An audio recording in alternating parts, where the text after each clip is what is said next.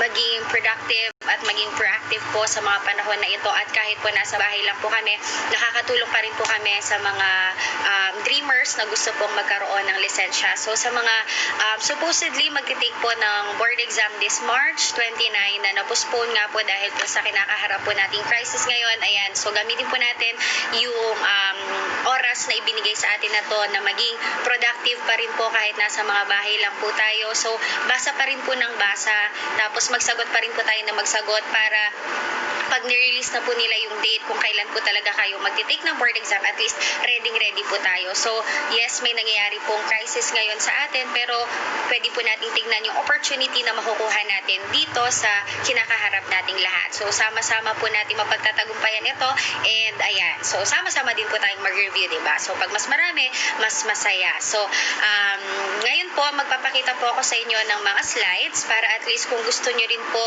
na mag-take notes or magsulat, makukuha nyo po yung mga tamang terms na babanggitin ko, at mas madali po sa inyo na makopya yung mga pag-aaralan po natin sa araw na to. So ang approach po na gagawin natin ay test-based, ayan, para masanay po kayo na sumagot ng mga tanong pagdating sa board exam, because remember, in the actual date of your board exam, what you will do is to answer questions. At ang board exam po ay paramihan ng nasagot na tama, diba? So kailangan po magaling tayo na sumagot ng mga tanong, kailangan kaya nating atakihin yung mga tanong, because that is what we will do in the actual date of the board exam. So it's not enough na magaling tayo sa concept, it's not enough na alam natin lahat ng data, alam natin lahat ng information, dapat din ini-enhance natin or sinasanay natin yung sarili natin na magsagot ng mga tanong, dahil nga yun ang gagawin natin sa araw ng board exam natin. So I hope ready na po tayong lahat. So kung pwede po kayong kumuha ng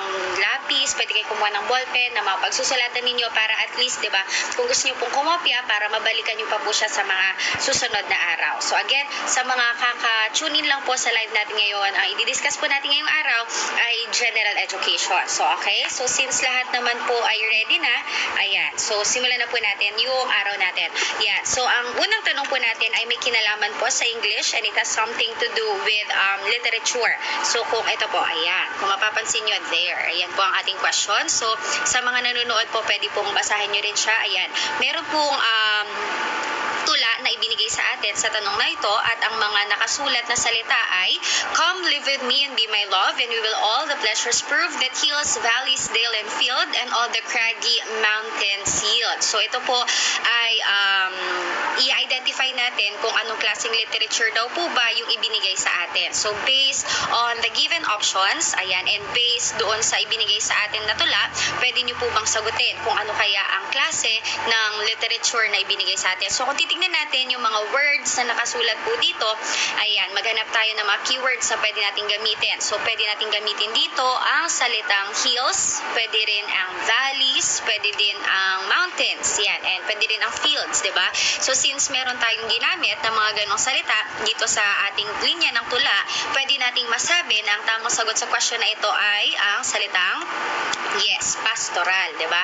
Dahil pastoral nanggaling sa salitang pasture, ito ay tula or literature na tumatalakay sa buhay sa rural life, or living in a rural life, living in a rural area, ayan. So anything or any word na pwede nyo pong i-relate sa probinsya, pwede nyo pong i-relate sa rural life, ang tawag po natin sa literature na yon or tula na yon ay isang pastoral. So masatandaan nyo lang po dyan, pasture. Yeah, so since nabanggit po natin ang pastoral, ayan, pag-usapan natin ngayon ang literature. So i-synthesize lang po natin ng mabilisan yung literature para at least po, ayan, pagdating sa board exam, mas madali nyo pong masagutan yung mga questions na may kinalaman sa literature. So in English, kung maalala nyo po yung mga naging lessons natin before, there are how many types of literature nga po sa English? Diba meron po tayong dalawa. So ang dalawang types ng literature natin, ito po yung tinatawag natin. Number one, we have prose, and the other one is poetry. So tandaan nyo po, kapag literature pinag-uusapan pag-uusapan natin, we have two types, prose and poetry. So at this point, let's try to give the differences or i-differentiate po natin yung dalawang types ng literature na ito para i-compare po natin, para at least pag nagbasa po tayo ng mga text, nagbasa po tayo ng mga akda, alam natin kung ito ba ay isang prose or isang poetry. So unahin po natin ang prose. So unang pinagkaibahan nilang dalawa ay kung paano natin sila ginagawa, yung form po nila. So pag sinabi nating prose, ito po ay gumagamit ng mga sentences na pag pinagsama-sama natin, maaring makabuo ng paragraph. So simply, kapag ang binabasa nyo po ay puro paragraphs lamang, pwede po ang tawag natin dyan na isang prose. Pero kapag poetry naman po, ang poetry ay gumagamit ng mga lines na pag pinagsama-sama natin, maaring makabuo ng mga verses or mga stanza. Kaya kung mapapansin nyo, ang mga tula ay binubuo ng mga stanza, mga verses. So pag tinignan mo pa lang yung pagkakasulat ng literature, alam mo na kaagad kung ito ba isang prose or isang poetry. So basta tandaan nyo lang, kapag puro paragraphs, prose po yan. Pero pag may mga lines, pag may mga verses, ang tawag na po natin dyan ay poetry. Okay, sige, susunod po na pinagkaibahan nilang dalawa ay yung purpose. Bakit ba natin ginagawa ang isang prose at bakit din natin ginagawa ang isang poetry? Ayan, so unahin po natin yung prose. Ang prose po ay ginagamit natin for effective communication po lamang. So ito po ay ginagamit natin kung gusto po nating mag-share ng information, kung gusto po nating may ikwento sa ibang tao, ang gagamitin natin ay prose. Halimbawa po, ang mga balita, ang mga news. Ang mga news ay pwede po nating tawagin prose. Why? Because they want to share information. So kung meron ka lang gustong sabihin, kung meron ka lang gustong i-share, tandaan nyo lang ang tawag natin dyan ay prose. Pag poetry naman po, ito ay medyo mas malalim ang pinanghuhugutan dahil ito ay may kinalaman sa ating damdamin. So ito naman ay may emotional effect. So if you want to express your deepest emotions such as happiness, love, anger, ang pinakamagandang literature na gagamitin natin ay ang poetry. Kaya kung mapapansin nyo, ang mga tula medyo malalalim. Ang mga tula may pinanghuhugutan kasi nga ito ay may kinalaman sa emosyon ng isang tao. So basically, kapag gusto mo lang magkwento, gusto mo lang mag-share, that is a prose. Pero kapag may pinanghuhugutan ka na emosyon, may pinanghuhugutan ka na damdamin, ang tawag na po natin dyan ay isang poetry. Okay, next na pinagkaibahan po nila, pag sinabi po nating prose, ito po ay grammar friendly. Ibig sabihin, they follow strictly the rules of our grammar. Sumusunod sila sa tamang pag-construct ng mga sentences. Sumusunod po sila doon sa tinatawag nating subject-verb agreement. So sa madali pong salita, bawal ang wrong grammar. Yun lang po ang sinasabi ng prose. So pag nagsulat ka, you have to see to it na na-proofread mo siya, na-edit mo siya para maiwasan natin yung lapses pagdating sa mga grammar. Pero pag poetry naman po, ito ay very linear. So kaya siya nagiging linear because hindi naman po grammar ang focus ng poetry. Ang poetry kasi, ang gusto niya lang, dapat mailabas mo yung emosyon mo, dapat magkakarime yung mga salitang gagamitin mo, pare-parehas dapat sila ng dami ng syllables. So yun po ang gusto ng poetry. So wala po siya masyadong pakialam kapag grammar na yung pinag-uusapan natin. So sa madaling salita, kapag po poetry ang pinag-uusapan natin, pwede tayong magkaroon ng lapses sa grammar. Pwede po tayong magkaroon ng wrong grammar, di ba po? Kaya kung mapapansin nyo, pag meron po tayong mga tula na binabasa, meron at merong mga lines or merong mga verses na nagkakaroon or nagkakaroon ng lapses sa grammar nila. And it's okay, that's acceptable kasi nga yun po talaga ang characteristic ng mga poetry. So kapag ang binabasa natin ay medyo magulo ng konti dahil sa pagkakakonstruct niya because of the rhymes, because of the syllables, ang tawag na po natin dyan ay poetry. So sa madaling salita, pag tama yung grammar, prose. Pag mali-mali yung grammar, pwede na po siyang maging poetry. Okay, next. Another difference between the two would be, pag sinabi po nating prose, ito ay ginagamit natin sa everyday speech, daily speech. Kaya nga po, ang kanyang purpose kanina is for effective communication. So, ginagamit natin to sa araw-araw na pakikisalamuha sa mga tao. That's why we expect na kapag prose ang pinag-uusapan po natin, ang mga salitang ginagamit ay mabababaw lamang. Yung mga madaling maintindihan, yung nakaka-comprehend kaagad ng mga tao, yung pag sinabi sa'yo, alam mo kaagad kung ano yung tinutukoy ng kausap mo.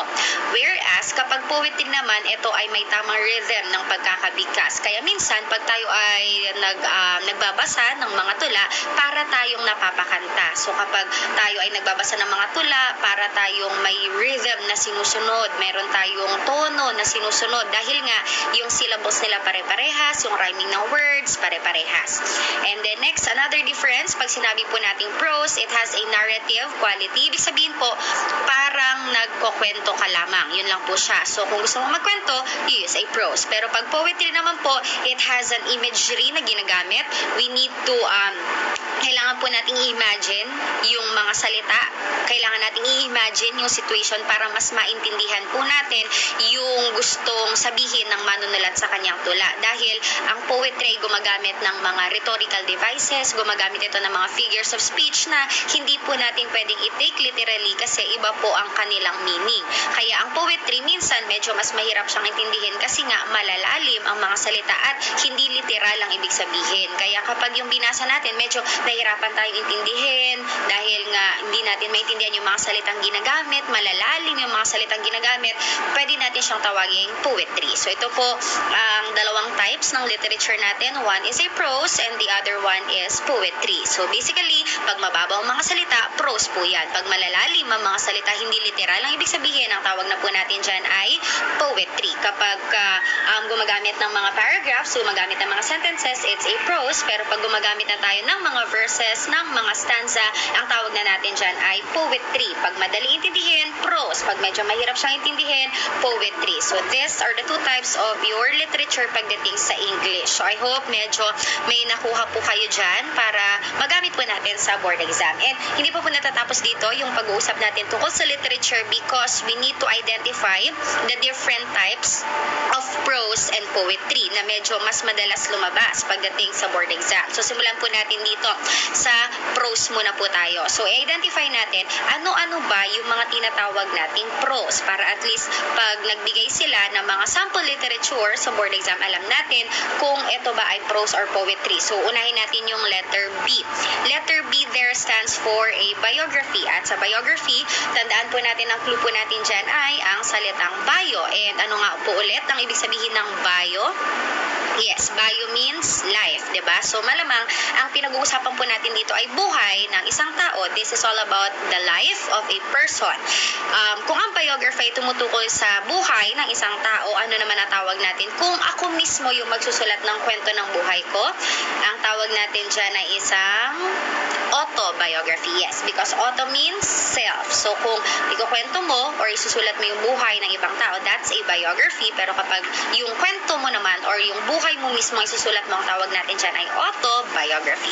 Next naman po, letter E. Letter E there stands for an essay. So ang essay naman po ay ginagamit natin kung gusto nating magbigay ng opinion, kung gusto nating magbigay ng viewpoint sa mga problems, sa mga circumstances na nararanasan po natin sa ating community or sa ating society. So basta ang keyword nyo lang po dito, pag sinabi po nating essay ay ang salitang opinion. Kaya isang halimbawa po ng essay para mas madali po natin siyang maintindihan ay yung editorial page ng isang newspaper. Kasi sa isang editorial, di ba po ang pwede nating isulat doon ay ang opinion natin tungkol sa mga bagay-bagay. Kaya ang editorial page ay pwede nating tawaging isang essay.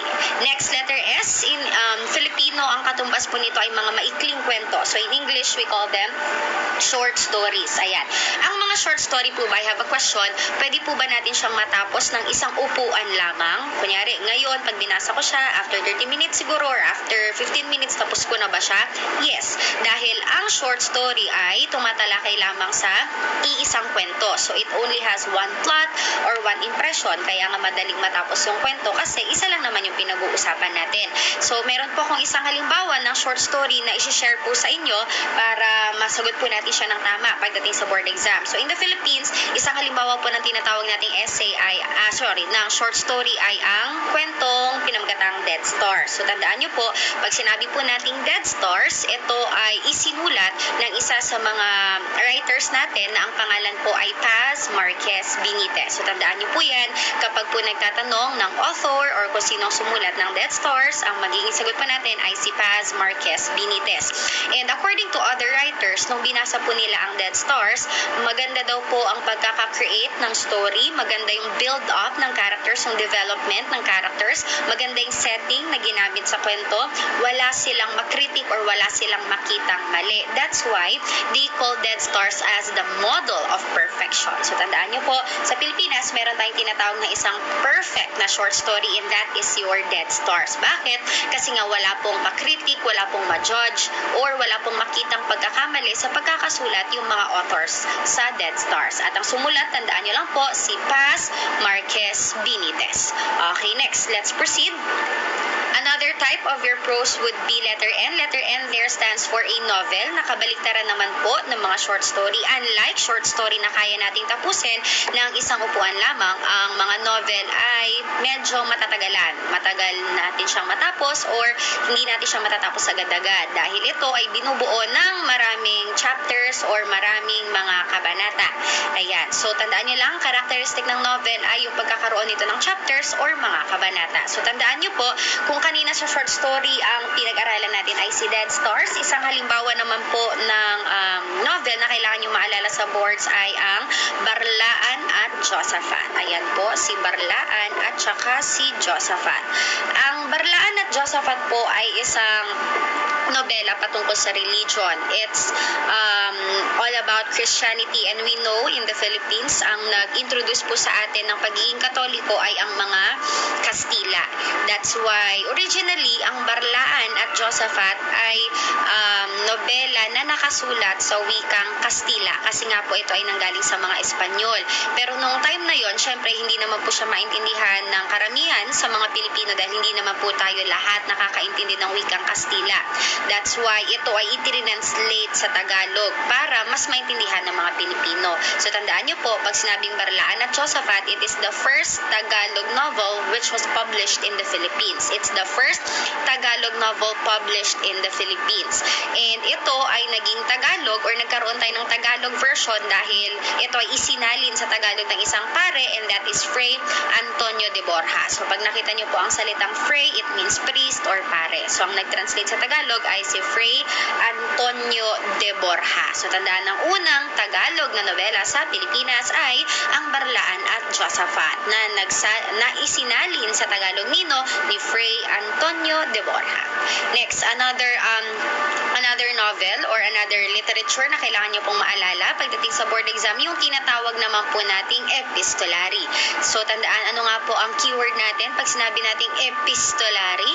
Epistolary ang salitang letters, diba? So ito po ay isang kwento na nagaganap sa pamagitan ng pagpapalitan ng sulat ng mga characters nito. So ang keywords natin po dito ay yung letters or exchange of letters. So yung mga characters nung kwento, nagpapalitan lang sila ng sulat, tapos pag pinagdugtong-dugtong natin yung pagsusulatan nila, pwede tayong makabuo ng kwento. Ang tawag natin doon ay isang epistolary. So tandaan nyo, sa Pilipinas, isang halimbawa ng epistolary natin ay yung pagsusulatan ng dalawang magkapatid na babae, sina Urbana at Felisa, patungkol sa mga magagandang traits or good characteristics ng mga kababaihan noong unang panahon. So, ang pinag-uusapan nila ay ano ba dapat yung attitude ng mga babae, ano ba dapat yung paggalaw or behavior ng mga babae. So, tandaan nyo, example na epistolary ay Urbana at Felisa. At tandaan, ang author nito ay si Father Modesto de Castro. Ang nagsulat po nito, Father Modesto de Castro, na tinagurian nating Father of Classic Prose in Tagalog or ang ama ng Tagalog na prosa. So, tandaan nyo, Modesto de Castro. Sumikat siya dahil sa kanyang Urbana at Felisa na tinatawag nating epistolary. Again, keyword natin, letters or exchange of letters. And then next, other examples po of novels, pag-usapan po natin ang dalawang nobela na sumikat dahil kay Dr. Jose Rizal. So si Dr. Jose Rizal ay sumikat dahil sa kanyang dalawang nobela. Ano nga po yung dalawang nobela ni Rizal? Yes, ang No Limitangere at saka ang El Filibusterismo. So, try po nating i-differentiate yung dalawang kwento, si Noli at saka si El Fili. So, ito po ay ang mga dalawang nobela na sumikat dahil po kay Jose Rizal. Ayan. So, ngayon, pag-usapan po natin ang pinagkaibahan nilang dalawa. So, unahin po natin yung ibig sabihin ng kanilang title, ng pamagat, diba? Ano nga po ulit ibig sabihin ng No Limit Angere? Yes, touch me not. Or in Filipino, wag mo akong salangin. Ang El Fili naman po ay the reign of greed or ang pag-ahari ng kasakiman. So ayan, so sa pamagat po nila, pwede na po nating makita kung saan iikot yung kwento natin. So tandaan, no, limitangere is touch me not. El Filibusterismo is the reign of greed. Next, pag-usapan po natin, saang kwento ihinango ni Rizal ang kanyang mga nobela. Meron basis or merong ginamit si Rizal as basis para mabuo niya ang kwento ng Noli at saka ng El Fili. So unahin natin ang Noli Me Tangere. Ito ay nanggaling sa kwento or ang naging basis ni Rizal dito ay ang kwento ng ang kwento ng Uncle Tom's Cabin na isinulat po ni Harriet Beecher Stowe. If we try to recall, ang Uncle Tom's Cabin ay tungkol sa story of discrimination and slavery. Napapaloob sa kwento ng Uncle Tom's Cabin kung paano inaalipin ng mga Amerikano ang mga negro noong unang panahon. That's why ang pinanggalingan ng Noli Me Tangere ay Uncle Tom's Cabin. Kaya kung papansinin nyo, yung plot is similar. They are both talking about slavery and discrimination. Sa Uncle Tom's Cabin, ang inaalipin ay mga negro. Sa Noli Me Tangere naman, ang inaalipin ay mga Pilipino sa kami ng mga Kastila. Whereas ang El Filibusterismo naman ay nanggaling sa kwento na may kinalaman naman po sa galit at paghihiganti, at ito po ay ang akdang pinamagatang The Count of Monte Cristo na isinulat naman po ni Alexander Dumas. So, ang The Count of Monte Cristo ay, ang plot nito is all about anger and revenge. Kaya kung papansinin nyo po, ang kwento ng El Filibusterismo ay medyo mabigat din, medyo madamdamin dahil ito ay tungkol sa galit at paghihiganti na gustong gawin sana ni Rizal. So, tandaan nyo po, kapag El Fili, that's The Count of Monte Cristo. And then next na pinagkaibahan po nila ay kung anong klaseng mga nobela sila. Kung babalikan po natin yung high school days natin or college days natin, nung binasa po natin ang dalawang nobelang ito, mas nagustuhan nyo ang anong nobela? Mas nagustuhan natin ang Noli Me Tangere, di ba? Mas naalala natin ang Noli Me Tangere. Mas kilala natin yung characters ng Noli Me Tangere kasi mas tumatak sa atin ang kwento ng Noli Me Tangere simply because it's a love story, di ba? Ang Noli Me Tangere kasi ay tinatawag natin isang romantic na nobela dahil meron tayong inaabangan na love story dito. Ang sikat na pag-iibigan ni na Maria Clara at saka ni Crisostomo Ibarra. So, medyo mas na-hook tayo sa kwento ng Noli Me Tangere kasi again, it's because of love story. Whereas ang El Filibusterismo naman ay tinatawag nating isang political na nobela. Ito naman ay may kinalaman sa mga problems na na-experience natin sa society, sa community natin. Next, ang Noli Me Tangere naman po ay isang work of heart. It's coming from the heart of Rizal, kaya ito ay may kwento ng pag-ibig kasi puso ni Rizal ang kanyang ginamit upang mabuo ang kwento. Whereas ang El Fili naman, kaya siya naging political kasi utak ni Rizal ang ginamit dito. Ito naman yung tinatawag po natin na work of the mind ni Dr. Jose Rizal. So, medyo mas malalim ang kwento nito at medyo mas mapapaisip tayo kapag El Fili ang binabasa natin kasi nga utak ni Rizal ang ginamit and medyo matalino si Rizal, hindi natin kayang sabayan ang utak ni Rizal. Ayan. Kaya medyo nahirapan tayong intindihin ang El Filibusterismo. Next, ang Noli Me Tangere naman po ay isinulat ni Rizal. This was dedicated para sa Pilipinas. Ito ay isinulat niya for the motherland. Whereas, ang El Fili naman po ay isinulat ni Rizal para sa pagkamatay ng tatlong martir. At sa inyo nga po yung tatlong martir na tinagurian sa Pilipinas? Yes, ang tatlong pare, ang Gumbursa. Sina Gomez, Burgos, at saka si Zamora. Kaya nga po, ang kwento ng El Filibusterismo ay patungkol sa galit at paghihiganti kasi ito yung naramdaman ni Rizal, ito yung gustong gawin ni Rizal nung nalaman or umabot sa kanyang balita na pinatay ng mga Kastila ang Gumbursa. Next naman po, we also have here another difference between the two. Ang Noli Me Tangere po ay naipublish sa tulong ng isang kaibigan ni Rizal at yun po ay si Maximo Viola. So, nung time na si Rizal ay nagpunta sa ibang bansa upang magpakadalubhasa, upang mag-aral, we can recall na medyo tagilid ang budget ni Rizal. Naghihirap din siya nung time na yan. Kaya medyo nahirapan siya na i-publish or ilabas ang copies ng Noli Me Tangere kasi kulang yung pera niya para i-reproduce ang Noli Me Tangere. So, humingi po siya ng tulong sa kanyang kaibigan, ayan, si Maximo Viola. So, ang production cost ng Noli Me Tangere ay nanggaling sa pera ni Maximo Viola. Whereas ang El Filibusterismo naman po ay nanggaling kay So isa rin sa mga kaibigan ni Rizal na nakilala niya habang siya ay nasa ibang bansa. So without these two friends ni Rizal, hindi po tayo magkakaroon ng copies ng Noli Me Tangere at saka ng El Filibusterismo. So tandaan niyo po, kapag Noli, Viola. Pag El Fili, Ventura. Ang nagpahiram ng pera sa Noli, si Maximo Viola. Ang nagpahiram ng pera sa El Fili ay si Valentin Ventura. So ito po ang mga halimbawa ng mga nobela na sumikat po dahil kay Rizal. Ang Noli Me Tangere at saka ang El Filibusterismo. So again, these are examples of mga nobela po natin. So yan. So I hope may nakuha po kayo dyan. So balikan po natin yung pinag-uusapan natin kanina, yung types ng mga prose natin. So now, we are done with novels. Now we proceed with another letter. Letter A there stands for an anecdote. Ang anecdote naman po ay mga maikli na mga kwento na humorous na kwento usually.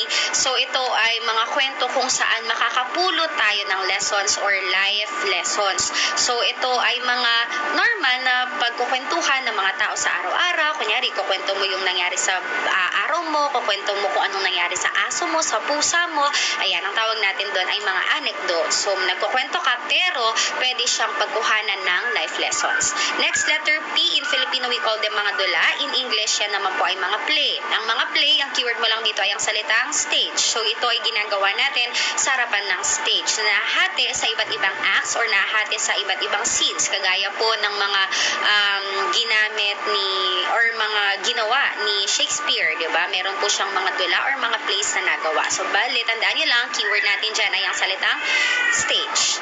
Okay, next, another letter we have there, letter L. Letter L there stands for legend. So we know na ang legend naman po ay may kinalaman tungkol sa origin or pinagmula ng iba't ibang mga bagay. So ito ay nagkukwento or nagbibigay sa atin ng information tungkol sa mga pinanggalingan ng iba't ibang mga bagay. Alamat ng pinya, alamat ng saging, ganyan. So ang tawag natin dyan ay legend. And next, letter F naman po ay tinatawag nating fable or ang mga pabula. So napaka-familiar or very familiar po sa atin ang mga pabula, especially nung mga bata pa tayo, di ba? Dahil ito ay lagi ikinukwento sa atin ng ating mga magulang or ng mga mas nakakatanda sa atin. Ang mga fable naman po ay gumagamit ng mga anong characters? Yes, usually mga animals. Pero tandaan po natin, hindi lang po mga animals ang ginagamit na character sa fable kasi pwede din po dito ang mga inanimate objects kagaya ng lapis na nagsasalita, upuan na nagsasalita.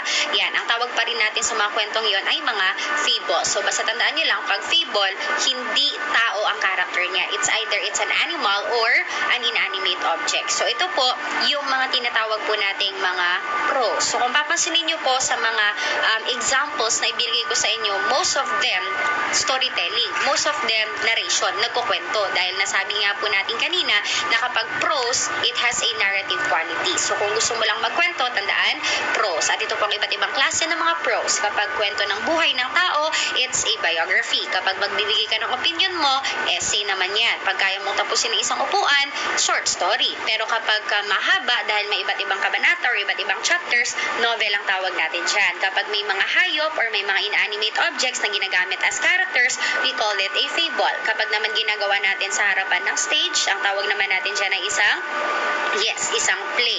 At kung meron naman tayong life lessons na pwedeng makuha sa kwento, that is an anecdote. So yan po ang iba't ibang klase ng mga prose. So yan, gets po ba?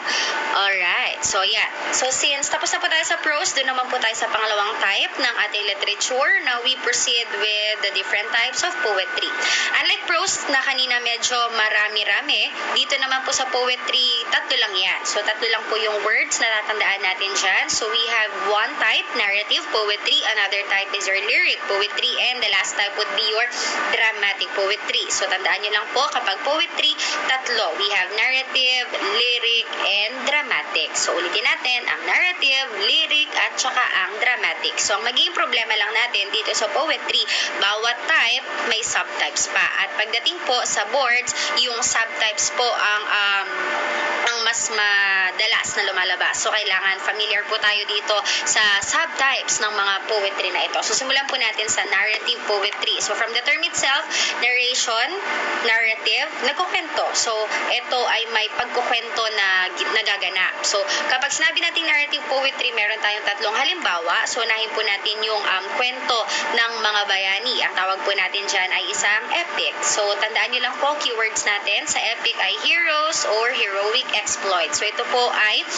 tungkol sa exploration, adventures ng ating mga bayani. So, tandaan, epic, heroes po yan. So, halimbawa ng mga epiko na pwede nyo pong magamit pagdating sa board exam, unahin po natin ang sikat na epiko sa Pilipinas, ang nanggaling sa Ilocos, ang Biyag ni Lamang. So, tandaan nyo lang po, kapag epiko ng mga Ilocano, that's Biyag ni Lamang. Next naman po, another epic na tatandaan natin. Ito naman sa international setting naman po tayo, ang epic ng England, nanggaling sa Inglaterra, we have Beowulf. So, tandaan nyo po, example naman po na nanggaling sa England, that's Beowulf. And then next, we also have another one from Greece. Ayan, so ito naman po ay sumikat dahil ang sumulat nito ay si Homer. So, we have Iliad and Odyssey. So, ayan po, tandaan nyo lang po yung mga halimbawa ng tinatawag nating epic. So, meron po tayong tatlo dito. One is from Ilocos, that's Biyag ni Lamang. Another one is from England, that's Beowulf. And another one from Greece, Iliad and Odyssey. So, take note, when it comes to epic, pagdating sa board exam, ang tatandaan nyo po dyan ay yung lugar kung saan sila nanggaling, yung setting. Kasi, ang nakalagay sa question ay yung lugar, tas hahanapin mo kung ano yung epic na sumikat doon. So, kapag Ilocos, Biyag ni Lamang. Pag England, Beowulf. Pag Greece, we have Iliad and Odyssey. Next, another type of your narrative poetry aside from epic, we also have here your tale or yes, yung mga fairy tales na tinatawag natin. Normally, nung mga bata tayo, pag naririnig natin ang mga fairy tales, masaya yung kwento, may prinsesa, may prinsipe, di ba? Pag sinabi nating tale, hindi natin pinapaniwalaan yung mga kwento nito or hindi siya nangyayari sa totoong buhay kasi imahinasyon lang yan ng tao. So, this is a product of one good imagination ng writer natin. Kaya, yung mga kwento ng mga prinsesa na nakilala sa Disney like Cinderella, Snow White, hindi siya nangyayari sa totoong buhay, di ba? Dahil ito nga po ay mga tale or fairy tale. So, produkto ng ating imagination. Next, another type of your narrative poetry, we also have here a ballad.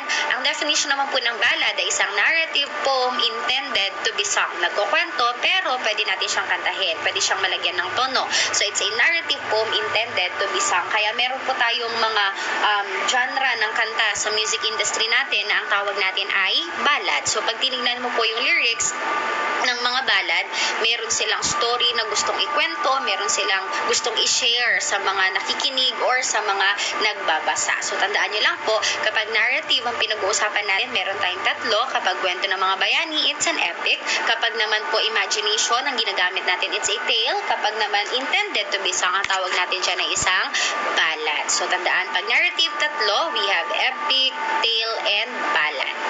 Okay, next, doon naman po tayo sa pangalawang type ng poetry. We have here your lyric poetry. So, lyric, pwede po natin siyang kantahin, di ba? Pwede po natin siyang lagyan ng tono. Ayan. So, sa lyric poetry naman, ito medyo mas marami-rami siya. Unlike kanina kay narrative na meron tayong na-discuss na tatlo, dito naman, mas marami. So, unahin natin yung isa sa mga sikat na lyric poetry natin, yung tinatawag natin mga folk song, or in Filipino, ang katumbas nito ay mga awiting bayan. So, isang halimbawa po ng awiting bayan or folk song na alam natin ay yung nanggaling sa Pampanga, di ba? Ang pamagat ay Atin Kupong Singsing, or ang translation ay Meron Akong Singsing. So, yan, tandaan nyo po, ang Atin Kupong Singsing ay nanggaling naman po sa Pampanga. Next, another lyric poetry, we have here your sonnet. At tandaan nyo lagi, kapag sonnet, meron tayong magic number dyan. Sorry. Ang magic number natin dito ay 14. So, ito ay isang tula na binubuo ng 14 lines or 14 na linya. So, sa sonnet naman, meron tayong mga tao na kailangang kilalang kilala. Unahin natin ang great sonnet writer, and that is William Shakespeare. Diba? So, tandaan nyo lang po, pag great sonnet writer, that's William Shakespeare. And then next, isa pang tao na may kinalaman sa sonnet, yung Filipino writer na nakilala dahil sa kanyang mga love sonnet. Pag love sonnet writer ng Pilipinas, that's Ofelia Di Malanta. So, tandaan, love sonnet writer ng Pilipinas, Ofelia Di Malanta. So, we have two personalities pagdating sa sonnet. One is William Shakespeare, the greatest sonnet writer, and the other one is Ofelia de Malanta, the Filipino writer na sumikat sa kanyang mga love sonnets. Next, we also have here an elegy. So pag narinig nyo ang salitang elegy, for sure ang unang pumapasok sa isip niyo ay ang salitang death or patay, di ba? Natandaan nyo lang po, ang elegy ay ginawa para sa patay. It's a poem for the dead or tula na may kinalaman sa kamatayan or death. That's why one example would be yung tinatawag nating Annabel Lee. And we know that Annabel Lee is a poem na sinulat po Yes, ni Edgar Allan Poe. So ito ay pwede nating i-classify as an elegy because ang Annabel Lee ay isinulat ni Edgar Allan Poe para sa kanyang namatay na asawa. So ito po ay isinulat para sa patay. Next, another example, we have here an ode or ang mga oda na mga naglalaman ng ating noble feelings usually expressed with dignity or for ceremonies. Ginagamit natin to celebrate people, to celebrate places, to celebrate event. So mga keywords na pwede nyong gamitin pagdating sa board exam, ceremonious, celebration, ang tawag natin ay mga ode or oda. Next, we also have here your Psalms. Ang Psalms naman, pag narinig natin, usually unang pumapasok sa isip natin, Bible or Biblia, di ba? Dahil ang mga Psalms ay mga naglalaman ng pagpupuri para sa Diyos. So, anything na pwedeng magbigay ng worship for the Lord or anything na pwedeng magtaas ng pangalan ni Lord, ang tawag natin doon ay Psalms. That's why, in the boards, tandaan nyo po, kapag nakita nyo po yung question na, what is the greatest lyric poetry of all time? Ano nga yan? Yes, the Psalms of King David. So tandaan, the greatest lyric poetry of all time would be the Psalms of King David. Ayan. Next, another type of your lyric poetry, we have an awit and yung korido naman po. So, pagsamahin na natin yung awit at saka yung korido. So, dito sa dalawang to, sa awit at saka sa korido, let's try to differentiate. Kapag ang pagkakabigkas sa mga salita ay mabagal, ang tawag po natin dyan ay awit. Pero pag ang pagkakabigkas sa mga salita sa tula ay mabilis, ang tawag natin dyan ay korido. So, isa sa mga pinagkaibahan ng awit at saka ng korido ay yung pace ng pagkakabigkas, kung paano natin siya sinasabi. Pag mabilis, tandaan awit. Pag mabilis, korido. Pag mabagal, ang tawag natin dyan ay isang awit. So, since ang awit ay mabagal ang pagkakasambit, para kang nanghaharana. So, kung ang tono mo dito ay parang nanghaharana, that's an awit. Pero, kapag naman po, korido, ang korido naman ay parang nagmamarcha. So, kaya siya mabilis kasi ang tone mo dito ay parang nagmamarch, diba? So, tandaan, pag awit, mabagal, parang nanghaharana. Kapag korido, mabilis, parang nagmamarcha. Next na difference nila, yung mga halimbawa ng mga literature which will fall under awit at saka korido. So, unahin natin yung awit. Isang halimbawa po ng awit ay yung tinatawag po nating Florante at Laura na isinulat ni Balagtas. So, tandaan ang awit, ang halimbawa ay si Florante at saka si Laura. Kapag naman korido, that's Ibong Adarna. So, example po ng tinatawag nating korido ay si Ibong Adarna. So, tandaan, kapag Florante at Laura ang nakita nyo sa question, that's an awit. Kapag naman po, Ibong Adarna, that is a korido. Ayan. So, again, ulitin lang po natin, kapag mabilis ang pagkakasambit, that is a korido. Pag mabagal ang pagkakasambit, that's an awit. Parang pag nagmamarcha, korido. Pag nanghaharana, it's an awit. Kapag Florante at Laura, awit. Kapag naman po Ibong Adarna, that's a korido. So, kung titingnan po natin yung dalawang examples na ibinigay ko sa inyo, ang Florante at Laura at saka si Ibong Adarna, alin sa dalawang kwento ang makatotohanan, yung pwedeng mangyari sa totoong buhay ng tao, yung pwedeng ma-experience natin sa totoong buhay, si Florante at Laura or si Ibong Adarna.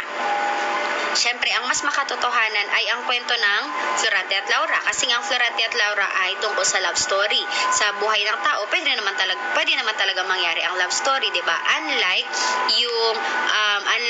yung korido, or unlike yung ibong Adarna na hindi naman pwede mangyari sa totoong buhay dahil ang mga ibon di naman pwedeng kumanta lang tas gagaling ka na sa iyong sakit, 'di ba? So tandaan nyo lang na ang awit ay based on reality. Ito ay makatotohanan. Ang kwento nito ay nangyayari sa totoong buhay, unlike Corrido na based on fantasy, hindi nangyayari sa totoong buhay. So yan, tandaan nyo lang po, isa pa sa mga differences nilang dalawa, kapag nangyayari sa totoong buhay, it's an awit. Pag hindi nangyayari sa totoong buhay, ang tawag natin ay Corrido. So yan po ang pinagkaibahan ng awit at ng Corrido. So tandaan, pag mabilis, Corrido; pag mabagal, awit; pag nagmamarcha, Corrido; kapag nakaharana, awit; pag Florante at Laura, awit; pag ibong Adarna, Corrido; kapag nangyayari sa totoong buhay, awit; pag hindi nangyayari sa totoong buhay, Corrido. So yan po yung mga tinatawag nating lyric poetry. And since mga tulang pinag-uusapan natin, isunod natin dito ang dalawa pang halimbawa, ang haiku at saka ang tanka naman, or in Filipino ang katumbas niya ay tanaga. So yan, let's try to differentiate a haiku from a tanka. So simulan po natin sa dami ng mga lines na ginagamit sa dalawang tulang ito. Ilan nga po ulit ang linya kapag haiku ang pinag-uusapan natin? Yes, tayo gumagamit ng 3 linya lamang. Whereas kapag tanka, medyo mas mahaba kasi ito ay may 5 lines or 5 linya. Next, yung dami ng kanilang syllables. Pag haiku, ang syllables na ginagamit natin ay total of 17. Whereas kapag tanka naman, we have here your 31 syllables. So medyo mas mahaba ang tanka kaysa sa mga haiku. Next naman po, dito tayo sa pattern ng pagkakasulat. Pag haiku, tandaan nyo lang dyan, 5, 7, 5. Kapag tanka naman po, 5, 7, 5, 7, 7. Kaya pag inad natin lahat, ang nasa tanka, 31. Pag inad natin lahat, yung sa haiku, yung 5, 7, 5, 17. Next na pag-uusapan po natin ay kung tungkol saan or kung ano yung topic ng mga tulang ito. Kapag haiku, ang topic natin ay tungkol sa nature, kalikasan. Pero pag tanka, tungkol naman sa love at saka sa nature. So ito may kinalaman sa pag-ibig at sa kalikasan. So tandaan nyo lang, mas mahaba ang mga tanka kaysa sa mga haiku. And kung tatanungin kayo, who is the greatest haiku writer, ang sasagot natin doon ay si Matsuo Basho. So tandaan, greatest haiku writer, that's Matsuo Basho. So tandaan, 575, haiku 57577, that's a tanka. Kapag love and nature, tanka. Kapag nature lamang po, haiku po tayo. And the greatest haiku writer is known as Matsuo Basho. So yan po ang difference ng haiku at saka ng tanka. Now, we proceed with the next topic. Ayan, doon naman po tayo sa pangatlong type ng poetry. Nag-iisa na lang po ang natira. We have here your dramatic poetry. So, sa dramatic poetry naman po, ayan, dalawa lang po yan, kaya medyo mas madali po siyang maalala. Unahin po natin ang tragedy. So, pangalan pa lang, alam na natin na hindi magandang nangyari sa kwento, malungkot ang nangyari sa kwento, it's a disaster, diba? So, ang tragedy kasi ay normally tungkol sa struggling heroes. Yan, nakipaglaban, pero pagdating sa dulo, hindi pala sila successful. Pagdating sa dulo, ayan, pwedeng patay pala sila. Kaya nakakalungkot ang kwento kasi hindi na-achieve ng mga bida kung ano yung gusto nilang mangyari. And then, pag binaliktad natin ng tragedy, ang next na type ng dramatic natin ay ang mga comedy. So, pangalan pa lang, alam na natin na ito ay nakakatuwa, alam natin na ito ay makakapagpagaan ng ating damdamin. So, ang kwento ng mga comedy naman, normally, ginagamit natin for amusement or entertainment lamang. Kung gusto lang nating magpagaan ng loob, kung gusto lang nating magbigay ng entertainment sa mga tao, ang gagamitin natin ay comedy. So, basically, pag dramatic, check mo yung kwento. Pag malungkot siya, tragedy. Pero pag masaya yung kwento, comedy. So, yun po yung mga types ng poetry natin. So, we have the 3 main types. We have an epic, we have your narrative, lyric, at saka yung dramatic. So, yan po yung mga types ng poetry. So, ayan. So far, I think nakakasunod naman po ang lahat, diba? Ayan. So, kumusta po kayo dyan? Ayan. Sige. Yan. Pagpatuloy po natin.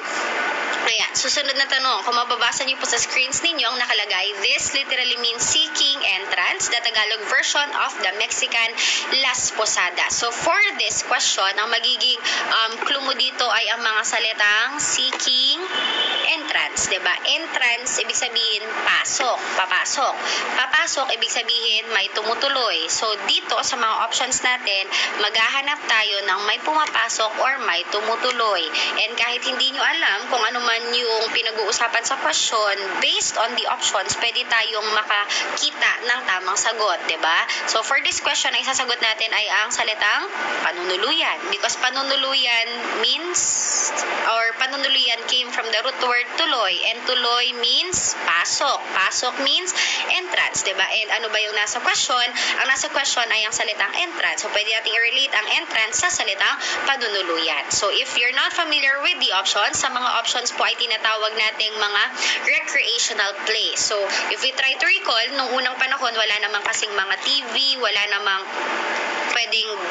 mga gadgets yung mga tao, 'di ba? So wala silang source of entertainment. So para makapagbigay ng saya sa mga tao, para makapagbigay ng konting entertainment sa mga tao, nagkakaroon ng munting tanghalan or dula-dulaan ng mga tao. So we call that recreational play. At meron tayong iba't ibang recreational play depende sa ipapakita or ipoportray ng ating mga artista or ng mga artist natin. So isa sa mga recreational play po natin yung tinatawag po nating tibag.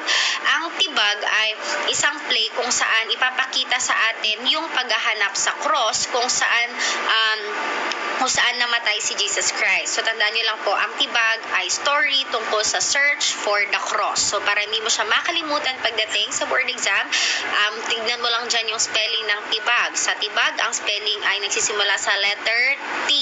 Ang T po ay mukhang cross, diba? So pag naghahanap po tayo ng cross, that's a tibag. Next, another type of recreational play, yung tinatawag naman po natin sinakulo. Ang sinakulo, very familiar po yan sa atin because we normally see them kapag nagkakaroon ng Holy Week, 'di ba? Yes. Kapag Semana Santa na. Ang sinakulo naman kasi ay isang dramatic performance which commemorates the passion and the death of Christ. So ipinapakita dito yung paghihirap at pagkamatay ni Jesus Christ. So tandaan, ang tawag dyan ay isang sinakulo. Next, meron din tayong tinatawag na panunuluyan. Yan nga po yung sagot natin kanina, panunuluyan. Kasi tinatawag na panunuluyan kasi literal na naghahanap ng matutuluyan. So pag binalikan natin yung kwento sa Bible, merong dalawang characters doon na naghahanap ng matutuluyan, si Mary at saka si Joseph. Ayan. So ang kwento po ng panunuluyan ay yung paghahanap ni Mary at saka ni Joseph sa area kung saan pwede silang manatili or pwede muna silang magstay kasi nga malapit ng mga anak si Mary. So ito naman pong panunuluyan, madalas mapanood po natin or madalas natin siyang ma-witness tuwing December, every Christmas lalo na, 'di ba? Kasi ang pinoportray po sa atin dito ay ang pagbibigay ng birth kay Jesus Christ.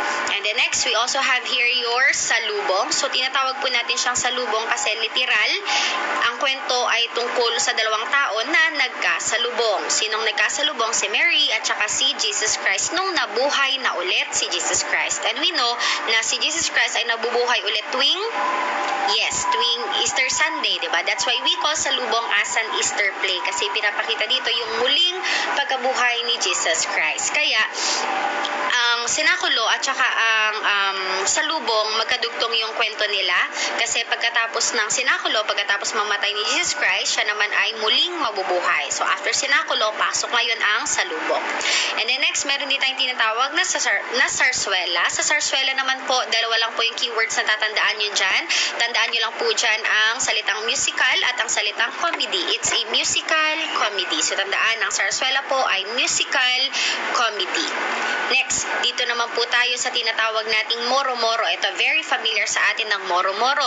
Ang moro-moro naman po ay tungkol sa alitan sa pagitan ng mga Muslim at saka ng mga Kristiyano. Pero ito naman po ay dula-dulaan lang. Hindi naman po yung totoong pag-aaway nila. So we know na there are a lot of differences when it comes to the beliefs, when it comes to the culture and the traditions of Christians and Muslims. So ito po yung ipinapakita pagdating ng moro-moro.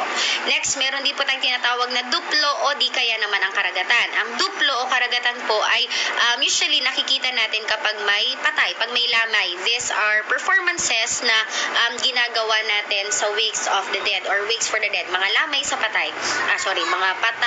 Mga lamay ng mga patay. Ayan. So, tandaan, pag patay, it's a duplo or karagatan. Kaya siya tinatawag na karagatan dahil ito po yung kwento ng prinsesa na kung maalala nyo na may singsing. Tapos, nagtapon siya tinapon niya yung singsing sa gitna ng dagat. Ayan. So, kung sino man yung lalaki na makakita ng singsing ng prinsesa, pakakasalan niya. Kaya ang tawag sa play na yon ay karagatan. Pag sinabi naman po nating duplo, para lang ma-imagine nyo kung anong itsura ng duplo, kung baga ngayon, pag sinabi po nating duplo, ito ay yung mga tinatawag nating spoken poetry. If ever nakapanood na po kayo ng spoken poetry.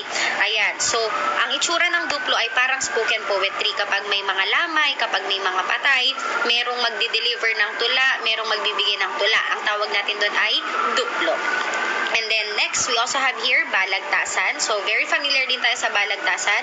Sa balagtasan, may dalawang tao na nag-aaway. Pero yung pag-aaway nila, masarap pakinggan dahil sa patulang paraan. So, ito ay isang debate na nagaganap sa patulang paraan. It's a debate done in verse. So, tandaan nyo lang po pag balagtasan, debate na nangyayari sa patulang paraan. So, ito po yung mga recreational play na ginagawa po natin noong unang panahon upang makapagbigay po tayo ng entertainment or makapagbigay po tayo ng konting saya sa mga tao dahil wala naman po tayong ibang source na entertainment noong unang panahon. So, tandaan nyo lang po, pag naghahanap tayo ng cross, ang tawag natin ay tibag. Pag si Mary at Joseph ang naghahanap ng matutuluyan, that's a panunuluyan. Pag naghihirap at namatay si Kristo, that's a senakulo. Pero pag nabuhay na ulit si Kristo, ang tawag na natin ay salubong. Pag ang Muslim at Kristiyano ay nag-aaway, that's a moro-moro. Pero pag may dalawang tao na nag-aaway pero sa patulang paraan, that's a balagtasan.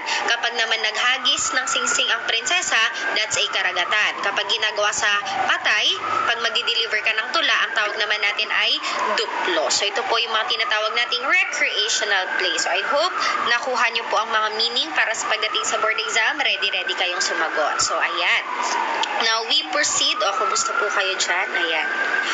Yan. So, next naman po tayo, ayan, English pa rin po tayo. Now, we tackle the different writers naman po sa Philippines. Ayan. So, dito ang tinatanong naman po, kahit ang question, babasahin nyo lang po sa question ay yung nandito sa dulo, ayan, commas, yung gumagamit daw po ng comma.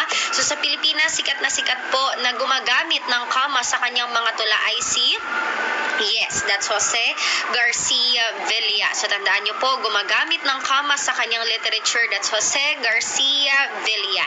So, ngayon, ayan, pag-usapan natin yung mga writers na sikat sa Pilipinas at pwede rin po na magamit natin pagdating sa board exam. So, unahin po natin yung sagot natin, si Jose Garcia Villa. So, meron po tayong tatlo na dapat maalala sa kanya. Unahin po natin yung ginamit na pen name or sagisag panulat ni Jose Garcia Villa, and that is Dove Leon. Dove Leon is a combination of three animals, the dove, the eagle, and the lion. So, ito daw po ay sumisimbolo sa katangian ni Jose Garcia Villa, kaya ang ginamit niya ay Dove Leon. Next, itong si Jose Garcia Villa din ay tinaguri ang comma poet ng Pilipinas dahil nga po siya ay mahilig gumamit ng kuwit or comma sa kanyang mga tula. At dito nga po, pinakasumikat si Jose Garcia Villa.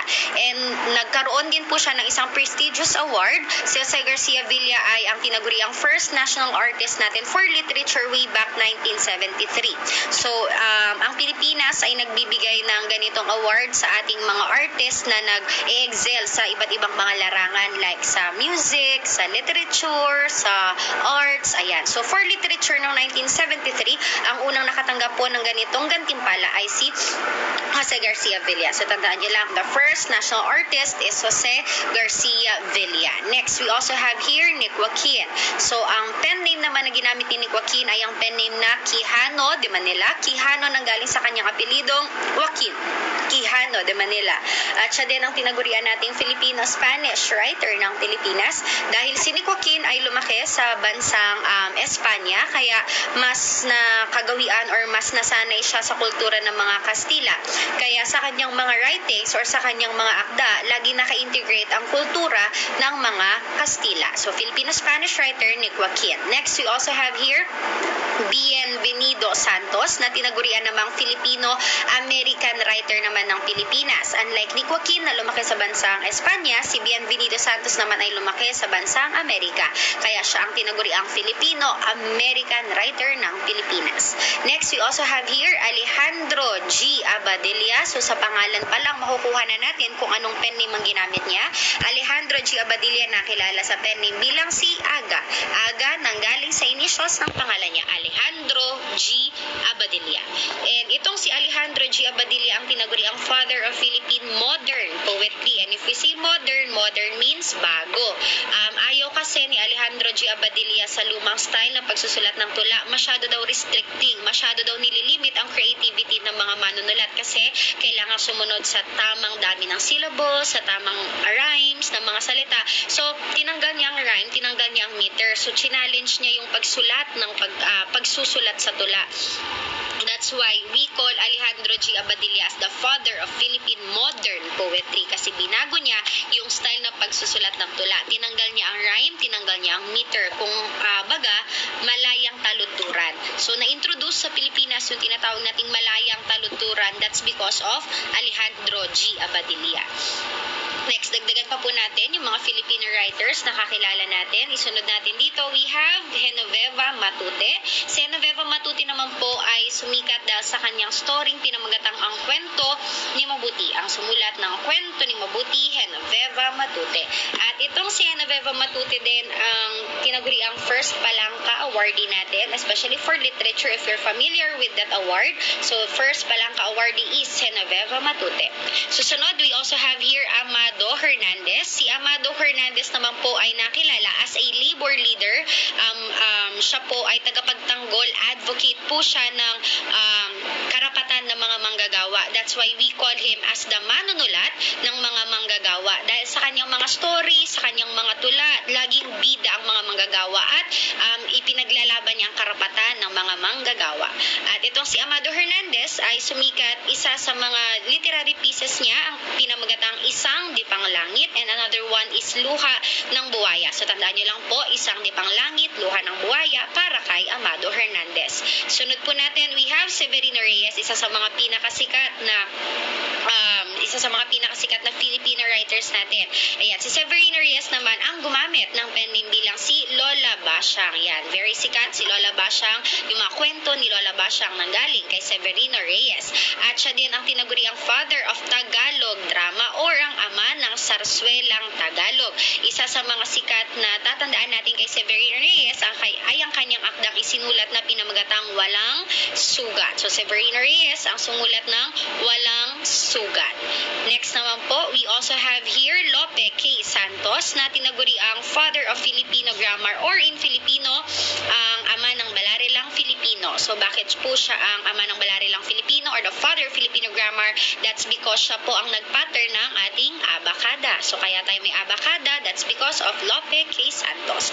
At isa sa mga tatandaan yung akda ni Lope K. Santos ay ang Banaag at Sikat. Ang sumulat ng Banaag at Sikat ay si Lope K.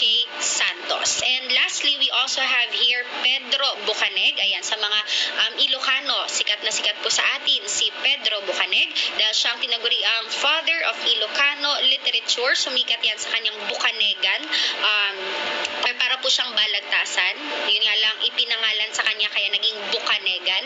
At siya din po ang writer ng epiko na nanggaling sa Ilocos, ang Biag ni Lamang. Ayan, ang sumulat ng Biag ni Lamang, that's Pedro Bucaneg. So, ito po ang mga writers na kailangan nyo pong maalala. We have Jose Garcia Villa, Nick Joaquin, we have Bienvenido Santos, Alejandro G. Abadilla, Genoveva Matute, Amado Hernandez, Severino Reyes, Lope K. Santos, and of course, Pedro Bucaneg.